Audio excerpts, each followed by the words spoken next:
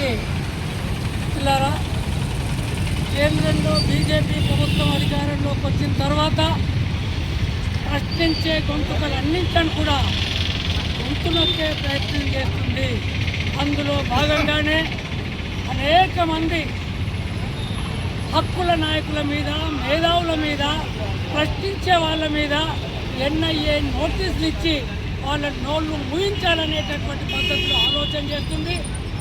ప్రధానంగా నరేంద్ర మోడీ అధికారంలోకి వచ్చిన తర్వాత ప్రతిపక్ష పార్టీల మీద సిబిఐని, ఈడీని, అదేవిధంగా అనేక రకాల కేంద్ర సంస్థల్ని ఉసిగొల్పి వాళ్ళ నోళ్లు మోయిస్తున్నది. అదేవిధంగా ప్రశ్నించే వాళ్ళ మీద ఎన్ఐఏను ప్రోత్సహించి వాళ్ళ మీద కేసులు పెట్టి మాట్లాడకుండా భయభ్రాంతులకు గురి చేస్తున్నది. అందులో భాగమే మన తెలంగాణ రాష్ట్రంలో దాదాపు 250 మంది మీద ఎన్ఐఏ ద్వారా నోటీసులు పంపించి వాళ్ళ గొంతులు నొక్కాలనేటటువంటి ప్రయత్నం చేస్తుంది. కాబట్టి ఈ ఎన్ఐఏ చేస్తున్నటువంటి అరాచకాలను ఎండగట్టాల్సినటువంటి అవసరం ఉంది.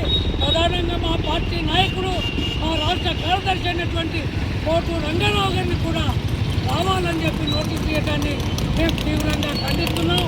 ఇప్పటికైనా వెంటనే మీరు మేధావుల మీద, హక్కుల కార్యకర్తల మీద, పార్టీ నాయకుల మీద ఎన్ఐఏ ద్వారా ఒత్తిడి రావడాన్ని మేము తీవ్రంగా వ్యతిరేకిస్తున్నాం. వాటిని ఉపసంహరించుకోవాలని, రద్దు చేయాలని చెప్పి ఈ సందర్భంగా తీవ్రంగా ప్రజాబంధంగా మేము హెచ్చరిస్తున్నాం.